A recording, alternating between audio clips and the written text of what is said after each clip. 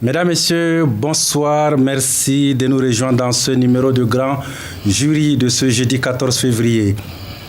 Au regard des crises successives que le Mali a connues ces dernières années, l'on peut soutenir que le pays a bien besoin de connaître la vérité, de soumettre les criminels à la justice, mais il a surtout besoin de se réconcilier avec lui-même, avec toutes ses filles et fils. Ce soir, notre invité, M. Ousmane Oumarou Sidibé, le président de la commission Vérité, Justice et Réconciliation, il répondra à nos nombreuses questions sur la commission, son travail et son utilité. M. Sidibé, bonsoir. Bonsoir. Et merci d'avoir accepté notre invitation. Avec moi pour mener ce débat, Abdourahmane Keïta, directeur de publication du journal Le Témoin, et Antoine Dambélé, directeur de Renouveau FM. Avec plaisir. Bonsoir. Bonsoir, monsieur. Première question, monsieur le président. On sait qu'au départ, c'était dialogue et réconciliation. Pourquoi aujourd'hui on parle de la commission Vérité, Justice et Réconciliation? Pouvez-vous revenir sur la genèse de cette commission? Merci beaucoup. D'abord, merci à Renouveau FM pour m'avoir invité. Je salue les téléspectateurs et les téléspectatrices. Effectivement, pendant la transition, on avait créé la commission Dialogue et Réconciliation. Mais c'était surtout dans un esprit de favoriser le dialogue entre les Maliens. La commission Vérité, Justice et Réconciliation a été créée après parce que, au regard des différentes crises que le Mali a connues depuis 1963, 4 rébellions quand même, 3 coups d'État, avec beaucoup de violations des droits de l'homme, des arrestations arbitraires, des meurtres, des exécutions extrajudiciaires, beaucoup de pillages de biens. Donc l'aspect recherche la vérité est apparu comme une nécessité et les différents acteurs ont demandé cela. Donc c'est comme ça que la commission Vérité, Justice et Réconciliation est née, ce qui permet aussi de répondre aux standards internationaux en matière de justice transitionnelle, l'aspect recherche de la vérité. Donc c'est la nouvelle dimension de la commission Vérité par rapport à la commission Dialogue et Réconciliation. Oui, Keïta, vas-y. Oui, moi j'ai envie de dire qu'en réalité, les différents acteurs, vous parlez de différents acteurs qui ont convenu de retenir cette formule, mais en réalité, pour être plus précis, c'est sans doute l'accord d'Alger, à son chapitre 14, article 46, qui institue la commission, une commission Vérité, Justice et Réconciliation. Et on a comme l'impression que c'est une commission imposée par la partie la plus forte de ces pourparlers d'Alger. Et au lieu de dire que c'est des acteurs qui ont convenu de ça, est-ce qu'en réalité ce n'est pas une camisole de force que nous sommes en train de porter? Surtout que les gens qui l'ont imposé ont en même temps obtenu de remonter dans le temps jusqu'à 1960, à la Première République, et ainsi de suite. Est-ce qu'il était nécessaire d'aller jusque-là pour penser les plaies du Mali? Non, en réalité, non, ça n'a pas du tout été imposé par les acteurs auxquels vous pensez, c'est-à-dire les groupes armés signataires, non, parce que la commission Vérité, Justice et Réconciliation, en fait, a été créée avant l'accord d'Alger. L'accord d'Alger dit simplement, prévoit l'opérationnalisation de la commission qui était créée par une loi de 2014, je crois. Donc, mais c'est vrai que c'était important aux yeux de ces acteurs-là. Mais vraiment, ce n'est pas leur imposition, ça a été créé avant, mais c'était important. Et je crois que c'est quelque chose, ça fait partie aujourd'hui des standards internationaux. C'est-à-dire un pays qui a connu une histoire troublée comme le Mali, ce n'est pas seulement les crimes, les violations commis par les forces armées maliennes contre les populations auxquelles vous pensez. Le mandat de la commission, en fait, nous, au niveau de la CVGR, nous ne faisons pas de différence entre les auteurs. D'abord, nous ne cherchons pas les auteurs individuellement. Nous essayons de situer les responsabilités institutionnelles. Donc, que ce soit en fonction des allégations de violation des droits de l'homme, que ce soit des groupes armés signataires ou non signataires, ou que ce soit aussi des forces armées ou de sécurité, ou des personnes agissant sous le couvert de l'un ou l'autre de ces forces, l'une ou l'autre de ces forces-là. C'est vrai, on nous pose souvent la question pourquoi remonter à 1963, jusqu'en 1960. D'abord, il faut dire que du point de vue des populations, notamment de Kidal et des acteurs, il y a une filiation, vous avez raison, entre les rébellions de 91-2012 avec celle de 63. Ça, c'est une réalité.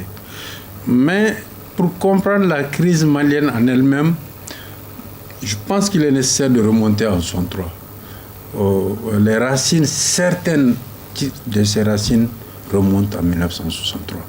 Parce que certains acteurs des rébellions actuelles, vous le savez bien, sont les enfants ou ont une filiation avec la rébellion de 1963. Je ne pense pas que cela soit un mal. Cela nous permet d'avoir une compréhension plus globale, plus holistique, plus systémique vraiment de la crise. Oui, mais une approche quand même nihiliste, parce que préalablement, il y a eu quand même d'autres accords qui ont été signés avec eux. Ils ont vraiment l'impression qu'ils sont en train vraiment de passer le point sur tout ce qu'il y a eu comme entente.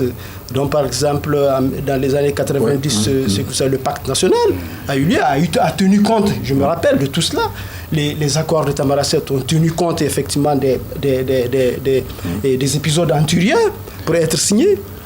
Holistique, mais 1963, c'est pas réveiller les vieux démons. Oui, on peut penser ça, mais non, en réalité, c'est pas réveiller les vieux démons. On peut voir ça comme ça. En réalité, les accords le pacte national, les différents accords auxquels vous faites allusion, c'est vrai que ce sont des accords. Il y a beaucoup d'éléments de ces accords qui se retrouvent dans l'accord d'Alger, mais pas l'accord commission vérité, justice et réconciliation. Il faut savoir qu'aujourd'hui, ce type de commission existe dans plus de 50 pays. Hein. Donc moi, je reviens de la Colombie. À la différence, Monsieur le Président, qu'ici, il y a un élément, là-bas, il y a un élément très essentiel de la réconciliation, qui est le pardon. Est-ce que vous pensez qu'il est possible d'avoir une réconciliation qui est la finalité chez nous, sans pardon, alors que chez nous, ça n'intègre pas la notion de pardon? Non, la notion de pardon viendra. C'est-à-dire qu'on n'impose pas le pardon, mais tout ce que nous faisons, c'est-à-dire les enquêtes sur les graves violations des droits de l'homme, sur les meurtres, les exécutions transjudiciaires, les arrestations arbitraires, les réparations, les audiences publiques, tous les outils dont nous disposons, l'objet, c'est d'abord de partager la douleur des victimes, qui ne sont pas seulement les victimes auxquelles vous pensez. Il y a beaucoup de victimes de la part des groupes armés, qu'ils soient signataires ou non. Aujourd'hui, 2012, toutes ces victimes du centre ne sont pas des victimes seulement de l'État. Donc il y a des victimes des milices, des forces d'autodéfense. Aujourd'hui, le spectre des victimes est assez large. Le spectre des auteurs de violations, c'est assez large. Donc, le fait d'enquêter, dire la vérité sur ce qui s'est passé, ça permet de créer vraiment les conditions du pardon. Je crois que j'ai l'habitude de le dire, quand on a été mis en place, qu'on a fait le tour des différentes régions, qu'on est allé à Tombouctou, Gao, Mopti, qu'on a rencontré les victimes, une grande partie de ces victimes nous ont dit, nous voulons qu'il y ait des enquêtes pour savoir ce qui s'est passé, pour nous rétablir dans notre qualité de victime, reconnaître notre victimisation, que le peuple malien partage notre douleur. Si ça s'est fait, nous sommes prêts au pardon. Le pardon, c'est une valeur cardinale de notre peuple. Mais le pardon doit venir après la vérité. Vraiment, après la vérité. Oui, Antoine. J'ai une question. Monsieur le Président, quand on voit la CVJR, on voit le mot pardon, on voit réconciliation, justice, mais vous l'avez dit, il y a aussi la réparation. Mais moi, je vais demander en réalité quelles sont les grandes missions. Et le mot vérité même qui est là, en quoi consiste la recherche de la vérité? Quels sont vos moyens pour rechercher cette vérité? Et la réparation, vous l'avez dit, comment vous allez réparer tout ça? Ok, ça c'est une excellente question parce que la recherche de la vérité, les réparations, c'est vraiment le cœur de notre mandat. C'est le cœur de notre mandat. C'est quoi la vérité pour nous? C'est la vérité, elle est demandée par les victimes. Qu'elles soient du nord, qu'elles soient du sud, du centre, les victimes demandent la vérité. Les victimes veulent savoir qu'on établisse ce qui leur est arrivé. Donc la vérité, c'est établir les faits, les reconnaître d'abord dans leur victimisation, parce qu'aujourd'hui, il y a des milliers de victimes. Nous avons 11 200 dépositions de victimes. Mais ces victimes n'ont pas le sentiment que la population malienne les reconnaît, leur donne un statut de victime, le reconnaît dans leur victimisation. Donc, recherche de la vérité, ça passe par plusieurs instruments. Nous avons plusieurs outils. D'abord, les dépositions, qui sont le point de contact entre les victimes et la CVGR.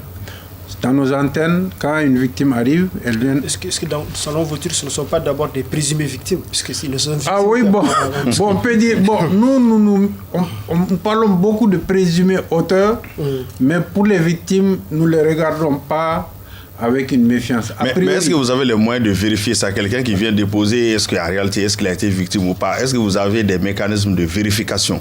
Bon, il faut dire que d'abord, nous n'allons pas vérifier, enquêter sur les 11 000 dépositions que nous avons aujourd'hui. Mais nous pouvons faire des collaborations pour les cas les plus emblématiques. Donc, à partir de dépositions, nous avons une cartographie des violations de 1960 à aujourd'hui, là où se sont déroulées les grandes violations, que ce soit dans les villages, dans les campements. Donc, quand une victime vient faire sa déposition, nous regardons si, parce qu'elle doit décrire la violation qu'elle a subie, les présumés auteurs, si elle peut décrire ou pas. Donc, à partir de ça, nous regardons dans notre cartographie, premier niveau de vérification, de corroboration pour voir les dates, les lieux, pour voir est-ce qu'aux dates, aux lieux indiqués, il y avait, notre cartographie indique une violation qui s'est déroulée. Et notre cartographie, elle est faite à partir de recoupement de 359 sources, donc très pertinentes, qui sont des rapports d'AMDH, de Human Rights Watch, de Amnesty International, de toutes déjà des sources crédibles. Donc, lorsque ces sources crédibles-là, et qu'une déposition, nous vérifions qu'au moins la période est mentionnée, le jour, donc ça c'est déjà un élément qui peut nous amener vers croire que c'est une violation qui a eu lieu. Après, on fait d'autres recoupements et si c'est nécessaire, on procède à des enquêtes sur le terrain. D'ailleurs, bientôt, nous allons pouvoir les enquêter. Mais nous ne regardons pas a priori les victimes avec une certaine méfiance, notamment les victimes, par exemple, d'agressions sexuelles. A priori, une femme ne vient pas, a priori, c'est l'expérience à travers le monde. Mais justement, la particularité des crimes commis au Mali par rapport à beaucoup de pays, c'est notamment des crimes sexuels. Oui. Est-ce que ces volets-là est pris en compte et avec quels moyens est-ce que vous allez faire parler ces victimes-là quand on sait qu'il y a un tabou derrière? Ah oui, non, vous avez parfaitement raison. Ça, c'est un de nos grands défis. C'est un de nos grands défis parce que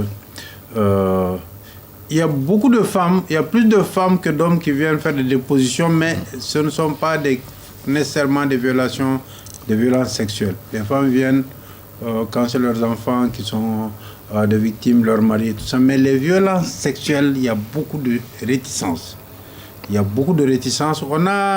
avons une stratégie pour ça. D'abord, ce sont des femmes qui vont écouter les femmes. Nous avons formé des femmes dans chacune de nos antennes. Il y a 2 femmes qui vont recevoir les femmes, les écouter, qui sont formées pour cela. Et au premier coup, souvent, elles ne parlent pas. Donc, il faut utiliser vraiment de la patience. Et malgré ça, ça reste un défi. Et nous travaillons encore avec des spécialistes, avec ONU Femmes, vraiment pour pouvoir... nous avons des experts et un psychologue chez nous pour pouvoir augmenter, vraiment encourager les femmes à venir faire leur déposition. Et vraiment, si je parle aux femmes qui nous écoutent, qu'elles viennent faire leur déposition, la confidentialité est garantie. Quelqu'un qui vient faire sa déposition, les dossiers qui sont dans notre base de données, il y a une seule personne qui a accès à cette base de données. Les noms ne sont pas dévoilés. Et quelqu'un d'autre qui a besoin de... Même nos commissaires n'ont pas accès à ça, sauf sur une demande. Donc il y a certaines informations qui sont vraiment codées, confidentielles. Donc elles n'ont... Par rapport aux auteurs aussi, donc rien n'est dévoilé. Elles risquent très peu de choses vraiment en venant faire de déposition. Le Mali a saisi la Cour pénale internationale d'un recours pour crimes contre l'humanité, contre les groupes armés. Comment concilier le statut de Rome avec votre travail de la commission qui est une justice transitionnelle? Oui, mais ça c'est une question importante qu'on nous a souvent posée. Parce qu'en réalité, la CVJR n'est pas un passage obligé pour aller vers la justice pénale. Les deux voies peuvent évoluer en parallèle. La CVJR n'a strictement rien à voir avec la voie judiciaire, avec la CPI. La semaine prochaine, nous allons faire un atelier avec le fonds pour la CPI. Et il ne faudrait pas que les gens confondent le fonds pour la CPI avec la CPI, qui n'a rien à voir avec la CPI. Donc, ici au Mali, il y a une juridiction spécialisée, le pôle anticriminalité, qui est compétent pour juger les auteurs de tous ces crimes-là dans le cadre du conflit.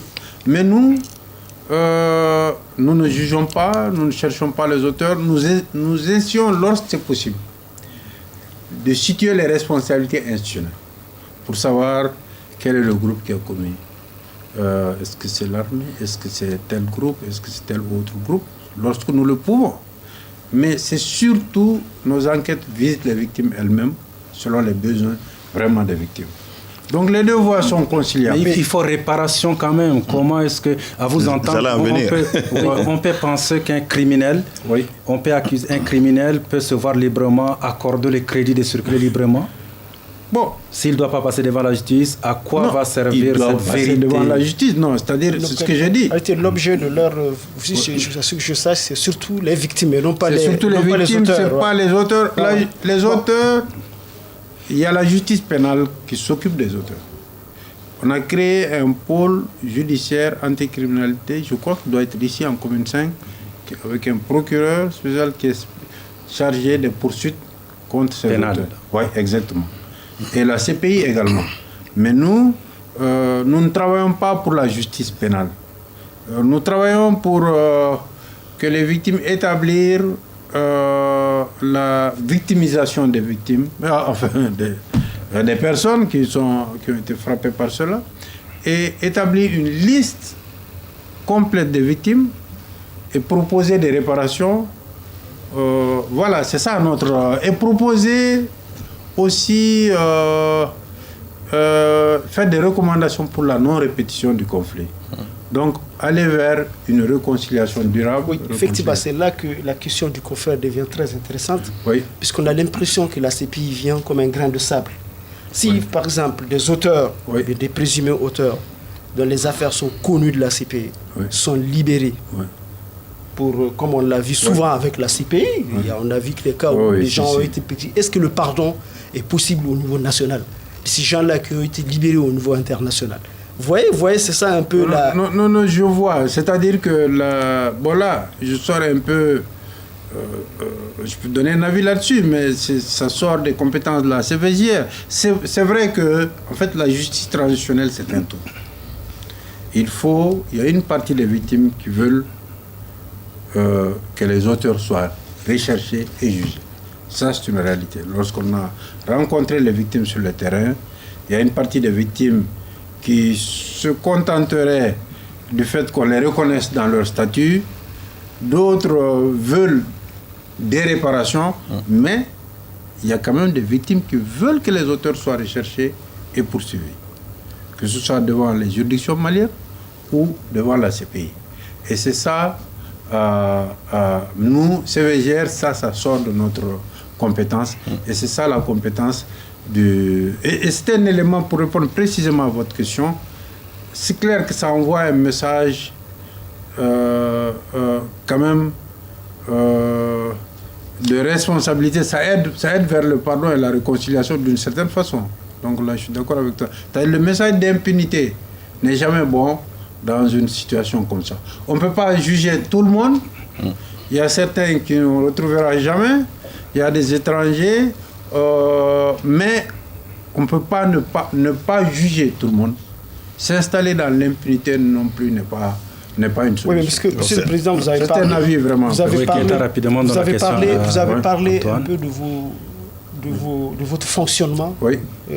Comme d'une très grande confidence, en tout cas, une très grande confidentialité. Oui. Et quelle est l'utilité alors d'opérations, des étapes, comme les audiences publiques alors, s'il y a autant de confidentialité qui entoure? Non, la confidentialité, c'est différent. La confidentialité, c'est les dossiers individuels. C'est-à-dire, nous n'allons pas divulguer les noms des victimes. Nous n'allons pas divulguer aussi les noms des présumés auteurs. Il y a certaines victimes qui vont dire la personne qui m'a attaqué, soit je la connais, elle donne son nom, ou bien il va la décrire pour dire qu'elle est habillée en temps, ils sont venus dans tel de véhicule. Ça, c'est des informations que nous gardons. Mais dans les audiences publiques, nous allons prendre des cas emblématiques qui sont représentatifs de la crise malienne, qu'on prendra dans toutes les régions.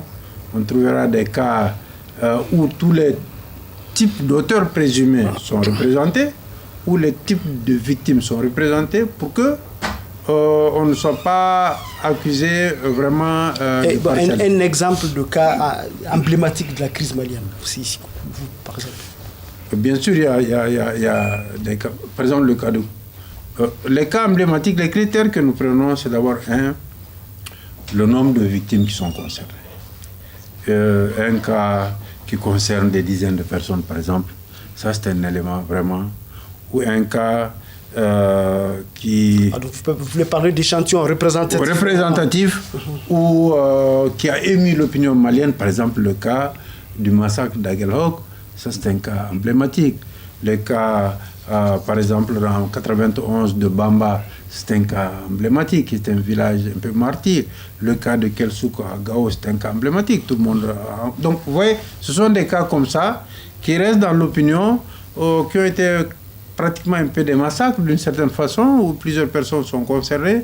Donc, ça, nous allons les choisir en tenant compte. On ne les prendra pas seulement dans un camp. On va avoir un cas emblématique où c'est des groupes armés qui sont concernés, un autre c'est les forces armées, etc., pour que tout le monde soit représenté, pour que toutes les victimes aient le sentiment que leur victimisation est prise en compte, étant entendu que ces audiences publiques, ces enquêtes, tout ce que nous faisons, ce n'est pas pour faire une fixation sur ces événements. Ce n'est pas pour remuer le couteau, quelqu'un l'a dit, dans la plaie, mais c'est pour quand même partager la douleur des victimes, pour que les populations maliennes soient conscientes qu'il y a eu des choses graves dans notre pays, et pour qu'on puisse les dépasser. Aller vers la réconciliation. C'est lorsqu'on aura révélé tout ça aux Maliens que les Maliens seraient prêts, que les victimes seraient prêtes, apaisées pour pouvoir pardonner. Mais si on fait comme si rien ne s'est passé, si on essaie de mettre une bombe sur le tout, là c'est difficile que les gens passent à une véritable réconciliation. Parce que l'idée, c'est quand même que le Mali aille vers un avenir plus apaisé qu'aujourd'hui. C'est ça l'idée. C'est ça l'objectif. Oui, Antoine. D'accord, Monsieur le Président, comparaison n'est pas forcément raison, mais quand nous voyons ce genre de commission, c'est après les crises, après les conflits. Mais le Mali est dans la crise. Et il y a une commission vérité, justice et réconciliation. Comment vous allez gérer tout ça? Très généralement, c'est après les conflits qu'on met en place ce genre de commission. Oui, c'est exact. Vous savez, nous sommes avec la Colombie. Pour compléter, si vous voulez, vous confirmez, c'est qu'il y a une superposition de crises. Après la crise du Nord, vous avez une crise du centre.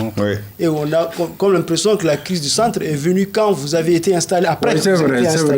On a l'impression que vous avez été cueilli à froid par cette superposition de crises. On a été cueilli. Vous savez, lorsque moi j'ai eu la chance d'être dans l'équipe du Premier ministre Modibo Keïta lorsqu'on préparait les négociations, on discutait à l'époque, il y avait quelques rumeurs sur des problèmes au centre.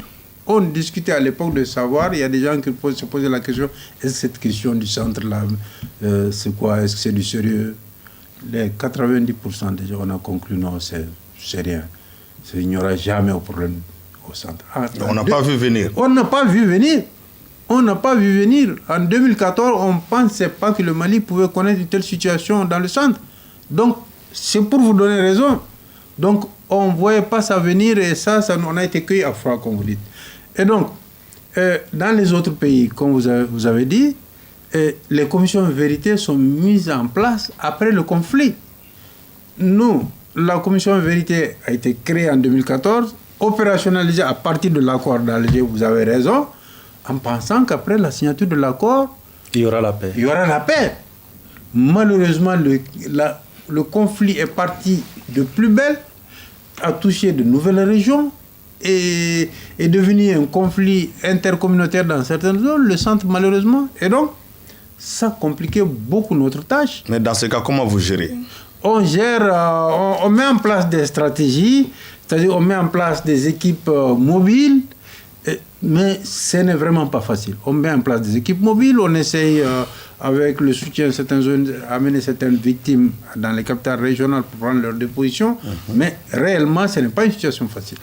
Ce n'est pas une situation facile et figurez-vous que c'est seulement au mois de décembre que nous avons pu ouvrir notre antenne à Kidal. Monsieur le Président, parlant de l'impunité, la constitution actuelle du Mali, en son article 62, accorde l'impunité parlementaire aux députés, par exemple. Et 95, au président de la République avait le privilège de juridiction. Est-ce que si, à l'état actuel, vous avez connaissance qu'un ministre ait commis un délit, un crime, ou aurait encouragé, quelle va être votre réaction face? Est-ce que la réforme constitutionnelle actuelle, vous pensez que cela va lever ces obstacles-là? Bon, alors là, vous m'entraînez sur un chemin qui sort, excusez-moi, un peu de... mais je vous ai dit, et je répète, nous ne cherchons pas les auteurs. Nous ne jugeons pas. Et donc, ça relèvera vraiment de la justice.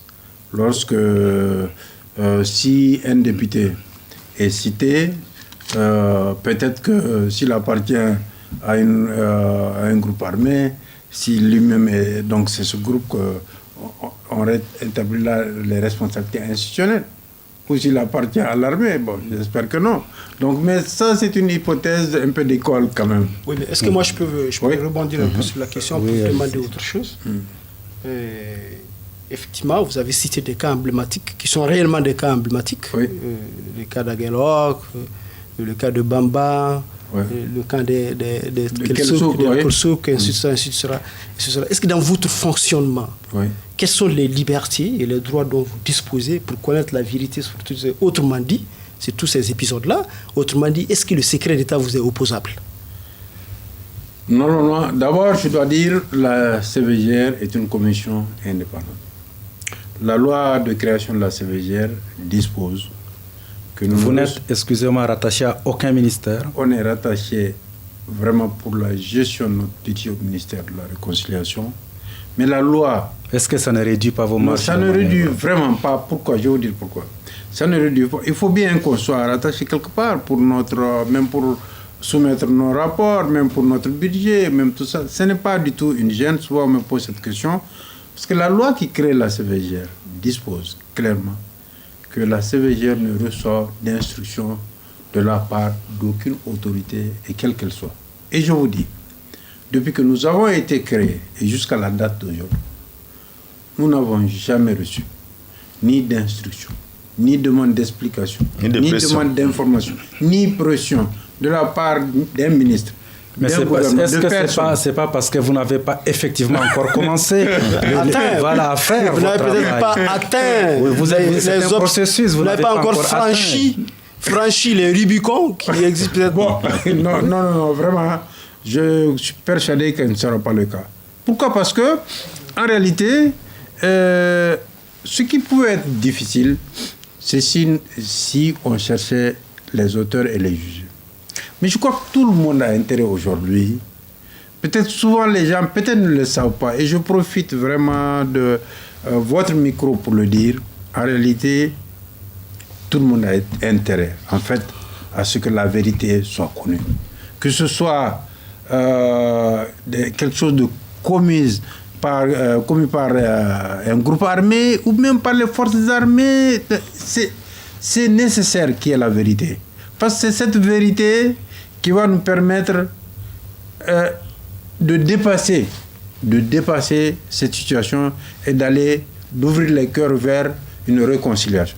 Donc, tout le monde devrait nous appuyer. On ne doit pas voir les travaux de la CVJR comme quelque chose... je crois que le Mali, quand même, on doit dépasser ça. Donc, moi, je suis persuadé que si nous expliquons, nous ne recevrons pas de pression. C'est une question. Monsieur le Président, le Mali est vraiment vaste. Oui. Quand nous voyons toutes les antennes régionales qui sont là, c'est un grand service. Mais en réalité, la chose la plus importante d'abord, ça, ce sont les fonds, l'argent.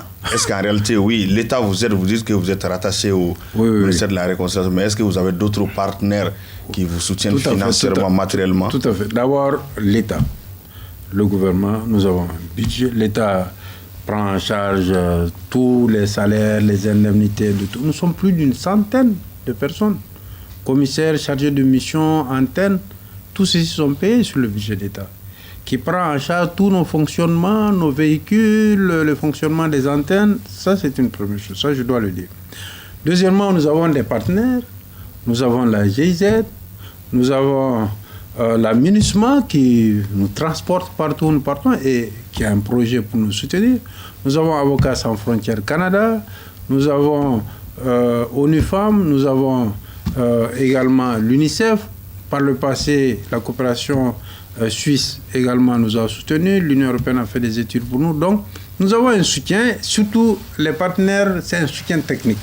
Parce que c'est un travail qu'on ne connaissait pas. Ça, je dois l'avouer. C'est un travail... moi, j'étais dans d'autres fonctions gouvernementales avant d'être dans la fonction de commissaire, président de la commission Vérité, Justice et Réconciliation. Les autres commissaires sont représentatifs de la diversité malienne. Il y a des représentants des partis signataires à l'accord. Il y a d'autres représentants des congrégations religieuses, musulmanes, catholiques, protestantes. Il y a des représentants des organisations des jeunes, des femmes. Il y a des représentants de l'opposition et de la majorité. Pourquoi?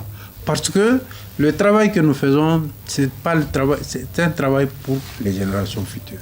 Les recommandations qu'on va faire, certainement si on le dépose pendant ce gouvernement, va appliquer certaines mesures, mais les gouvernements qui viennent doivent l'appliquer. Aussi, quelle que soit leur obédience, leur appartenance. Parce que c'est un travail de reconstruction civique. Donc c'est pour cette raison que la majorité de l'opposition sont représentées au niveau d'une commission qui elle-même est indépendante. Donc ça, c'est vraiment quelque chose d'important à noter, donc par rapport au statut de la commission et à l'état d'esprit. Donc nous discutons tellement avec toute cette diversité sur toutes les questions pour arriver à des compromis qui sont acceptés, qui tiennent compte de la diversité des provenances des uns et des autres pour que ce que nous faisons soit porté par l'ensemble de notre société.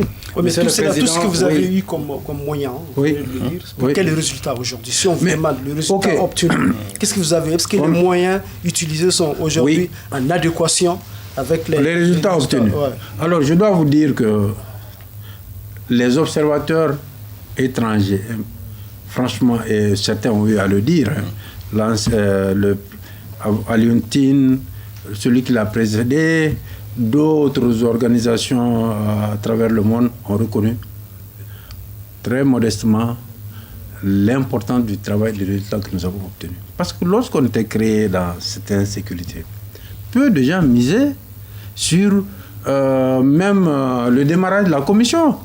Parce que vu la situation au nord, même aujourd'hui, dire que nous avons pu installer nos antennes partout, recruter du personnel, et localement à Gao, à Mopti, à Tombouctou, on a fait des concours valables en tenant compte vraiment des profils, une exigence, mais les dossiers ont été déposés localement.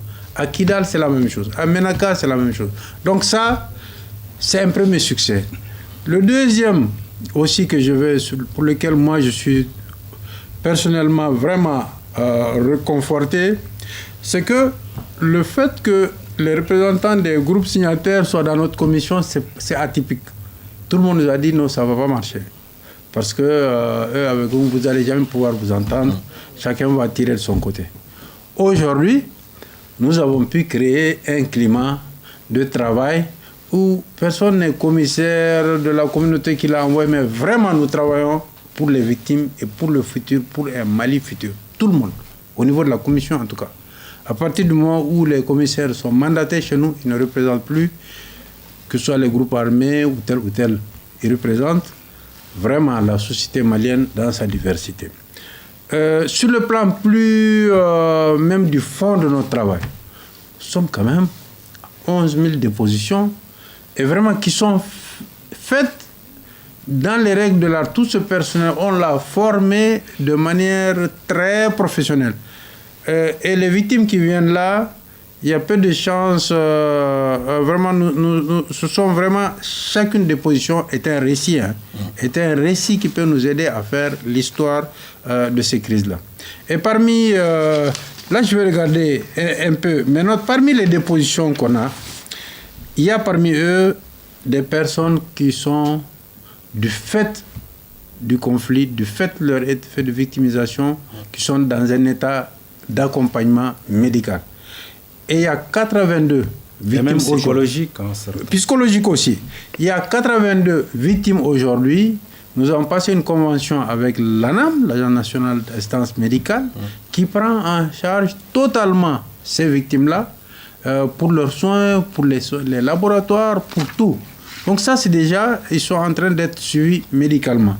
Il y a aussi 59 victimes qui sont dans un besoin d'accompagnement psychologique, donc qui font l'objet d'accompagnement de premier niveau grâce à des partenaires que nous avons sur le terrain, et pour certains même qui font l'objet d'un suivi même plus lourd, même clinique. Donc ça, c'est des résultats. Du point de vue pour la réparation, en attendant, nous sommes pratiquement en train de finaliser une politique de réparation après consultation quand même des victimes, parce que c'est on veut le faire, nous sommes en train de le faire de manière inclusive, en tenant compte des besoins des victimes. Nous avons fait des consultations dans toutes les régions, y compris à Kidal, y compris à Menaka.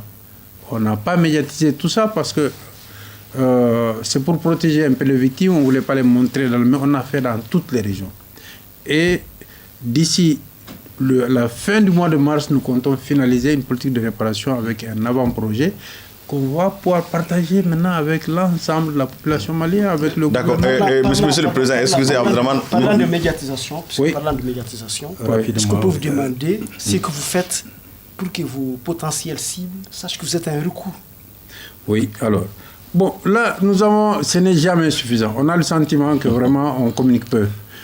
Nous pensons avoir fait un grand effort, on a fait des spots.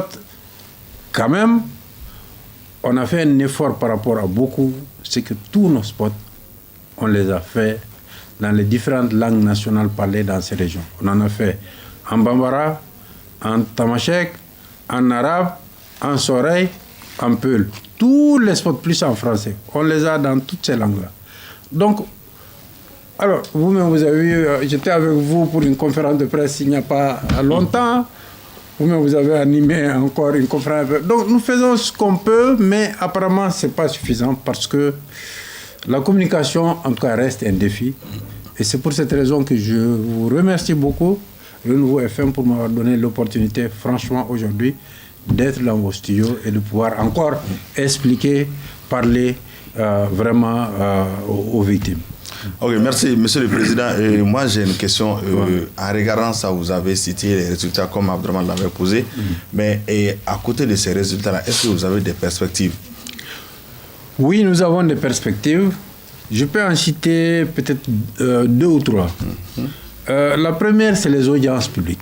C'est un grand moment pour les commissions de vérité. Les audiences publiques, qui ne sont pas des audiences judiciaires, mais qui sont des moments où les victimes vont apporter leur récit, vont partager leur douleur, vont partager leur expérience de victimisation avec l'ensemble de la population malienne. Ça a un objectif pédagogique, parce que tout le monde ne sait pas, on dit qu'il y a massacre, mais les gens ne savent pas réellement qu'est-ce qui s'est passé dans le fond. Donc, c'est le moment de projeter à l'ensemble de la nation malienne ce qui s'est passé. Et mais pas pour remuer le couteau dans la plaie, comme encore une fois, mais pour que les Maliens partagent la douleur des victimes et pour permettre, c'est une voie de guérison aussi pour les victimes. Parce qu'il s'est passé quand même beaucoup de choses. C'est pour libérer la parole. C'est pour libérer la parole, pour aussi plus jamais ça. Quand les Maliens, notre espoir est que quand on va découvrir ce qui s'est passé, les Maliens diront plus jamais ça. Parce qu'il s'est passé, il y a des personnes qui sont dans des fosses communes dans ce pays. Et pas seulement aujourd'hui. Il y a eu beaucoup de violations dans ce pays-là. Donc c'est nécessaire que les audiences publiques aient cette occasion. Et nous comptons beaucoup sur ça pour non seulement libérer la parole, mais aller vers la voie du pardon, vers la voie de la réconciliation. Est-ce que ces audiences publiques sont-elles obligatoires quand on sait que certains faits, par exemple les cas de viol, vous préconisez de garder l'anonymat, de flouer le visage des gens, de les cacher, ou ils vont témoigner à visage découvert? Bon, je vois que vous êtes vraiment un spécialiste de la question. Par ailleurs, comment ceux qui témoignent sont protégés de leur... Oui. Non, vous avez... Donc, c'est pour cette raison que, comme on pose la question quand vous allez le faire, je dis en 2019, sans donner une date pour le moment, parce que ça demande un grand travail. Ça demande une grande organisation. Ça demande d'abord de choisir les cas. Il faut que ce soit des cas corroborés. Il faut que ce soit des cas représentatifs, comme je le disais, de la diversité de victimisation. Il faut que on prenne, que les victimes soient choisies, des victimes qui sont capables de venir parler dans une audience comme ça, parce que certaines victimes s'écroulent. Tout le monde ne peut pas supporter ça. Donc, et que les victimes donnent leur accord, que ce soit des victimes qui sont capables de venir témoigner, et que les victimes soient transportées de l'intérieur à ici, qu'elles soient protégées aussi. Donc, il y a tout, et que vous, la presse, c'est un moment important. Après aussi les témoignages, puisque après les témoignages, ils peuvent être vraiment les cibles des gens sur lesquels ils témoignent. Oui, c'est vrai. La crainte de représailles, comment est-ce que... Ils vont changer d'identité pour survivre. Vraiment, je crois que vous en savez plus que moi. Parce qu'effectivement, ça, c'est les problèmes qui sont passés dans beaucoup de pays. Hein. Non, nous allons prendre toutes les précautions d'ordre sécuritaire, d'ordre méthodologique. C'est pour cette raison déjà que nous avons exclu de faire ces audiences publiques à l'intérieur du pays. Nous en avons beaucoup discuté. Les conditions de sécurité aujourd'hui ne permettent pas de le faire. Nous allons le faire à Bamako ici. Mais vraiment, toutes ces questions, nous avons des experts. Toutes ces organisations que j'ai citées ont des experts qui ont participé, qui ont accompagné d'autres pays dans ça, qui vont nous aider vraiment à organiser ça de la meilleure. Sur quelle date? En tout cas, au cours du mois, peut-être d'ici juin, en tout cas, nous pensons. Et vous avez déjà le mandat pour ça, puisqu'à ce qu'on sache, votre mandat avait expiré en décembre. Est-ce que les textes qui vous régissent ont été... Bon, d'abord, l'élargissement de la prorogation de notre mandat est sur la table vraiment du gouvernement. Donc, je crois que ce sera la chose faite. Mais d'ores et déjà, le gouvernement a prolongé de fait notre mandat en nous accordant un budget sur l'année 2019 par loi. Donc, une loi envoie une autre. Donc, de ce côté, je crois que les choses sont... Voilà, exactement. Je crois que les choses sont vraiment... Quelles sont les précautions que vous avez prises pour vous prémunir de reproches comme on l'a vu en Afrique du Sud, au Rwanda, des vérités imposées, des pardons imposés et d'une réconciliation nationale imposée? Oui, ça, très bonne question. D'abord, c'est pour cette raison que je dis, nous n'imposons pas le pardon. Nous n'imposons pas le pardon. Il faut que un pardon soit offert par la victime. Et donc, nous ne sommes pas dans le scénario de l'Afrique du Sud où c'est pratiquement l'aveu contre le pardon. Si je l'aveu contre effectivement le pardon, si je dis d'une certaine façon, pour aller simplifier. Dans notre cas, l'accord de paix exclut toute amnistie pour les graves violations des droits de l'homme, pour les crimes de guerre, les crimes contre l'humanité. Ça, c'est exclu par l'accord de paix. Et aujourd'hui, en matière de justice, les standards internationaux même ne prévoient pas ça. Donc, en fait, les autorités judiciaires qui sont... Alors que les cas emblématiques dont vous parlez sont pour la plupart des cas de ce genre, de grandes violations, de guerre. Oui, c'est vrai. Bon, mais ça, je pense que le jour où la justice malienne sera en état de juger, elle le fera, puisqu'il n'y aura pas d'amnistie. Monsieur le Président, de 1963 à nos jours, si les calculs sont bons, ça fait après 55-56 ans. Est-ce que le champ d'investigation, est-ce que le champ n'est pas vaste vraiment pour avoir des résultats tangibles? Est-ce que ça ne pose pas un handicap? C'est vrai qu'on a un mandat temporel très vaste. Ça, nous ne cachons pas la vérité. Mais nous sommes dans un contexte où c'était difficile pour nous de faire autrement. De privilégier une autre période, quoi. Oui, parce que... Il fallait tout prendre, obligatoirement. Il fallait tout prendre parce que c'est difficile de traiter les causes profondes. Ça fait partie de notre mandat, les causes profondes. Parce que les groupes l'ont voulu. Pas seulement que les groupes l'ont voulu, mais je crois que réellement, vous savez, moi je reviens de Kidal, c'est une attente des populations de cette région. Parce que nous, on est à Bamako ici, on est un peu loin de ce contexte-là. Mais je vous assure, quand vous allez à Kidal, vous discutez avec les populations, il y a une attente qu'on traite de ce qui s'est passé en 63. Il y a des acteurs même de 63 qui sont encore vivants. Mais nous, on n'a pas peur de ça. C'est-à-dire, Monsieur le Président, disons que cette attente-là n'est devenue une attente que lorsque les groupes vraiment armés minoritaires ont pris le dessus et ont contrôlé l'ensemble de la population. On a vécu combien d'années avec ces gens-là? Ils n'ont pas évoqué de telles attentes.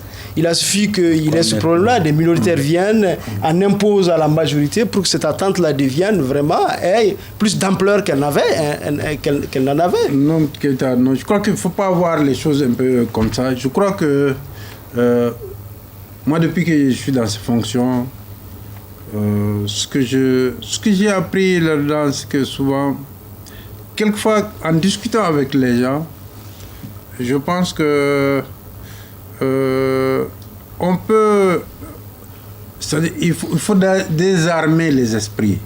C'est-à-dire, ces attentes, des personnes, par exemple, qui ont perdu leur père ou leur proche en 1963, il ne faut pas les désespérer quand elles veulent savoir ce qui s'est passé. Je crois que ça ne devrait pas être... il n'y a pas de handicap par rapport à ça, honnêtement. Du moment où ça sert la réconciliation, où on tourne la page pour le futur. Donc, à partir de ce moment, je pense qu'il faut le faire. Vous n'avez pas de gage que ça tourne la page. Oui, aucun gage que ça tourne la page. Mais comment confronter la vérité quand on sait que certains auteurs de 63 ne sont plus de ce monde? Ah oui, ça comment établir la vérité face à les victimes actuelles? Clairement, ça c'est une contrainte. C'est-à-dire, en 1963, beaucoup d'auteurs, beaucoup de personnes qui sont citées quand on parle avec les gens de cette région de Kidal ne sont plus de ce monde. Donc il n'est même plus question de juger ceci ou même de les écouter. Nous avons fait ce que nous appelons l'écoute des grands témoins sur l'ensemble du territoire. Hein. On a écouté des anciens administrateurs qui étaient à Kidal, qui étaient à Gao. On a écouté des anciens militaires à la retraite. On a aussi écouté des anciens rebelles. Bon, on est des anciens chefs traditionnels ou des chefs traditionnels qui existent. Donc, on essaye d'écouter toute cette diversité. Mais c'est certain qu'il y a des acteurs qui ne sont plus là. Moi, je ne pense pas que pour 63, l'idée est d'aller pour juger. Bien que nous, on n'a pas vocation de juger. Même l'idée est de dire... D'apaiser les cœurs. D'apaiser. De dire que oui, vous avez subi ce tort-là, ceux qui l'ont subi. Quelles sont les causes? Comment on tourne la page pour aller vers un Mali plus apaisé, plus unifié? C'est notre petite question. Parce que non, est-ce que cela ne va pas entraîner ce qu'on a déjà vu comme des recherches, des demandes, des exigences, des revendications de réparation au niveau international? On l'a vu, c'est la table de l'ONU, des États ont été conduits puisqu'on a reconnu simplement seulement parce qu'on a reconnu leur responsabilité dans certains actes, se traîner devant les tribunaux au niveau international. Quels sont les gages que vous avez? Non, les gages, c'est la loi que nous allons proposer, le projet de loi, dans laquelle je peux déjà vous dire qu'il n'y aura pas une double réparation. Parce que ça, nous l'avons vu dans d'autres pays, nous l'avons vu en Allemagne, nous l'avons vu en Algérie. Ceux qui acceptent une réparation administrative doivent renoncer à attaquer l'État devant le tribunal. Il n'y aura pas une réparation. Donc ça, c'est quelque chose que nous avons vu partout et je crois que le Mali ne fera pas exception. Non, le genre d'attaque, ça ne vient pas des individus, ça vient généralement des associations qui vont au niveau international pour porter plainte. Ce n'est pas les individus qui ont bénéficié des réparations au niveau national qui vont le demander, mais il y a des organisations spécialisées dans ce genre. Quand on sait que les minorités sont souvent protégées par les organisations internationales. On a obligé par exemple la France à reconnaître depuis 1900 comme en 1961 ce qui a été commis en Algérie. On a obligé tel État à reconnaître. Oui, mais ça c'est des pardons. C'est passif. Oui, ça c'est des pardons. C'est-à-dire que tout ça fait partie de la panoplie des réparations d'ordre mémoriel, de type symbolique, qu'on pourrait proposer. Mais tout ça fera l'objet de débat. Alors il est arrivé aussi que ce soit des réparations d'ordre pécuniaire. Hein? Oui, c'est arrivé. Il est arrivé aussi. Ouais. Si, mais lorsque les pays, par exemple... Or, votre loi ne va pas vraiment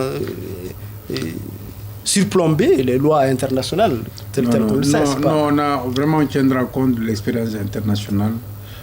On a vu au Canada comment ça s'est passé avec les Indiens, les gouvernements. On a vu en Allemagne, on a vu l'expérience algérienne. On a vu, moi je reviens de Colombie, on a vu donc on tiendra compte vraiment de toutes ces expériences-là. On ne proposera pas quelque chose qui va... Nous sommes c'est d'abord, proposerons rien qui ne soit pas supportable par le Mali. Monsieur le Président. Budgétairement, ni socialement. Au contraire, l'objet, c'est le relèvement vraiment du pays. Donc nous sommes attentifs à tout ça et... ce n'est qu'un avant-projet que nous n'avons pas vocation, nous, à faire une loi. Donc, on va proposer une politique de réparation qu'on va discuter. On a discuté avec les victimes, qu'on discutera avec les autres acteurs maliens, avec le gouvernement, avec tout le monde. Et il appartiendra au gouvernement vraiment de pouvoir décider. Donc, Monsieur le Président, au regard de tout ce que vous faites là, au regard de tout ce que vous voyez, une question simple, est-ce qu'en réalité l'espoir est permis aujourd'hui pour atteindre l'objectif qui est en tout cas la réconciliation? Est-ce que cet espoir est permis? Moi je dirais que l'espoir est permis, mais ça demande une grande mobilisation.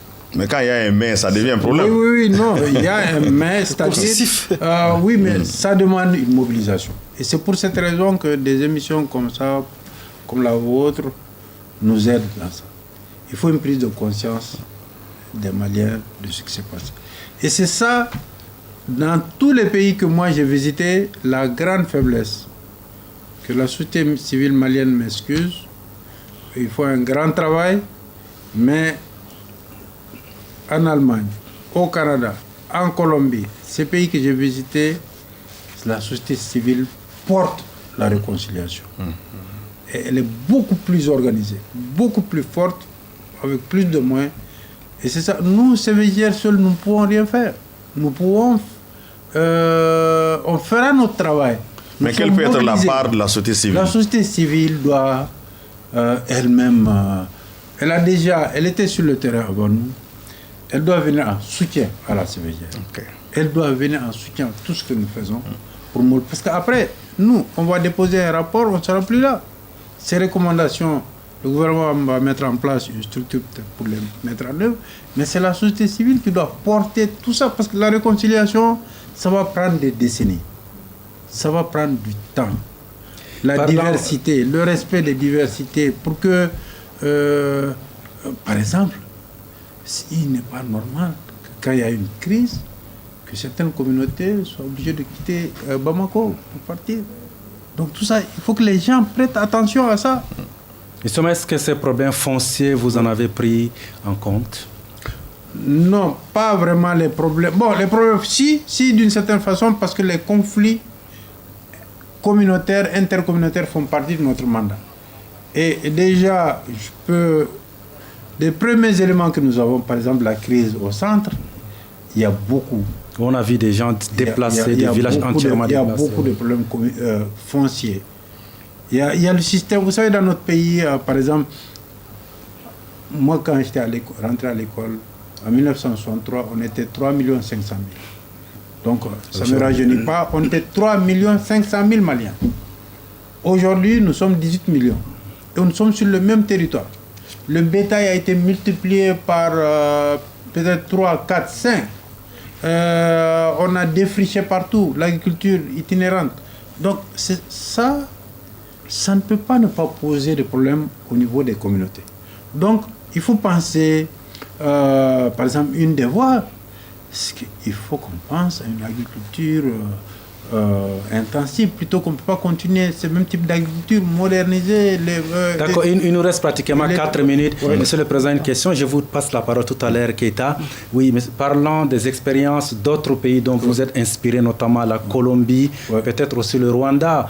Ces pays sont soit démocratiques, soit pseudo-démocratiques. Il faut des hommes forts pour tenir ces pays. La Colombie, malgré les 45 ans de guerre, ils ont continué à tenir régulièrement des élections démocratiques, mais il y a quand même tous les présidents qui arrivent, il y a la fermeté. Le Rwanda, avec Paul Kagame, c'est la fermeté. Est-ce qu'on peut espérer ces cas-là au Mali? Bon, là, la bonne gouvernance économique, sociale et politique pour asseoir une véritable réconciliation nationale. Moi, je saurais vous dire si on peut espérer, mais il faut l'espérer. Il faut l'espérer parce que notre pays n'a pas vocation à continuer dans l'insécurité ou dans le désordre. Le Mali nous sommes un grand pays. Nous sommes un pays d'histoire. Nous avons des ressources matérielles, nous avons des ressources humaines, nous avons vocation à être un grand pays. Donc, il faut que le Mali évolue vers une démocratie, mais une démocratie forte. Démocratie ne veut pas dire désordre, ne veut pas dire faiblesse. Il faut que la loi soit appliquée dans toute sa rigueur, mais à tout le monde. Donc je crois que ça je le dis en tant que citoyen. Oui, Monsieur le Président, vous étiez resté longtemps discret jusqu'à cet épisode malheureux qui vous a révélé au monde entier qui est le problème de votre secrétaire général qui a été par ailleurs accusé puis relevé de ses fonctions temporairement et pour avoir abusé d'un confrère. On voudrait vraiment avoir votre version de ces faits-là. Qu'est-ce qui s'est réellement passé? Bon, en fait, je ne pensais pas qu'on va revenir sur cette question, puisque pour nous, c'est une question qui a été traitée. En fait, la répétition, c'est la mère des savoirs. Voilà, bon, réellement, nous, en tant que commission qui fait des investigations, ce que nous avons fait en notre sein même, nous avons mis en place réellement une commission indépendante. Et j'ai dit cette commission était composée d'10 membres présidés par une magistrate de la Cour suprême qui ont travaillé en toute indépendance. Depuis que la commission a été mise en place, moi, je n'ai pas rencontré la commission jusqu'au dépôt de leur rapport. Et la commission a fait son travail librement et n'a pas établi les faits qui sont reprochés au secrétaire général. Donc, à partir de ce moment, nous ne sommes pas une juridiction. Sur la base de ça, administrativement, il a été réhabilité. Nous avons rétabli comme il se doit dans ses fonctions. C'est ça que je peux vraiment vous dire. Attends, une dernière question. Oui. Si vous avez un message bien spécifique à l'endroit des Maliens, des victimes, comme par exemple leurs bourreaux, ce serait quoi? Quel serait cet appel-là? Alors, d'abord, je m'adresserai surtout aux victimes qui ont beaucoup souffert.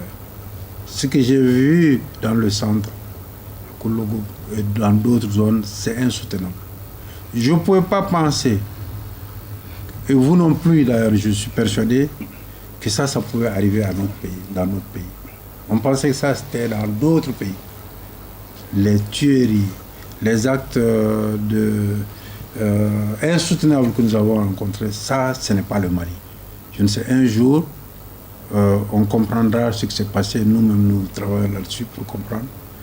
Mais ce que je dis, notre vocation n'est pas d'éteindre les conflits. Ce n'est pas le travail de la CVGR, mais de venir après, enquêter, recueillir les dépositions des victimes et proposer tout de suite un accompagnement psychologique et médical. Ça, nous allons le faire.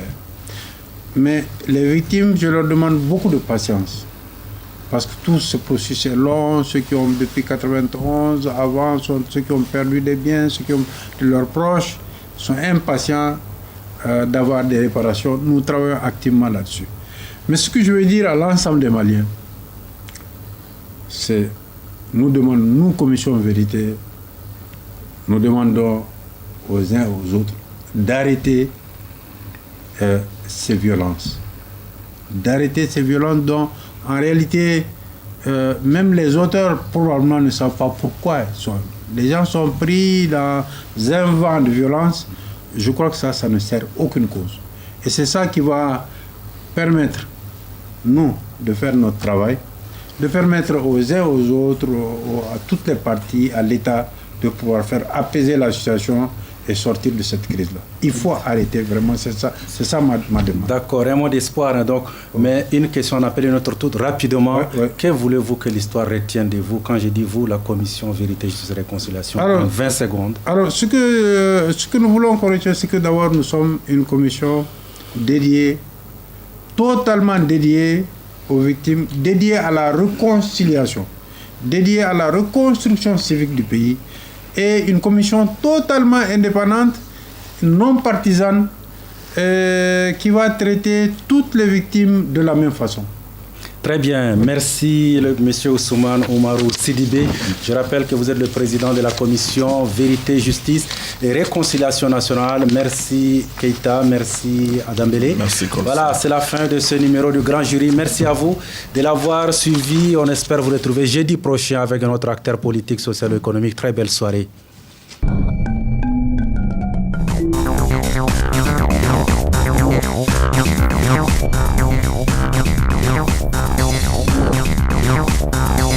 Wow.